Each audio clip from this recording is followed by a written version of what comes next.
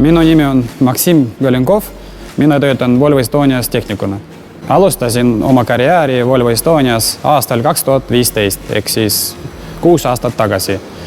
Omades eelnevalt 4 aastat kogemust veoautoremondist. Minu töö huvitav ja mitmekesine. Mulle meeldib, et Volvos ma võin lahendada tehnilisi probleeme.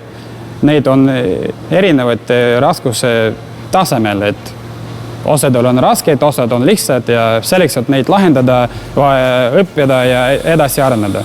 Mina olen spetsialiseerinud elektritöödele, olen aastate jooksul õppinud ja arenenud ja aitan oma kolleegidele probleemi lahendada.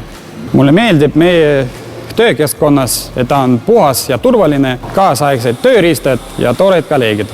Minu karjääri tipphetked osalesin Vistas. Vista on Volvo rahvusvaheline võistlus, kus me saavutasime oma meeskonnaga 5500 meeskonna ees esimese kohta. Seega me saime maailmameistriks.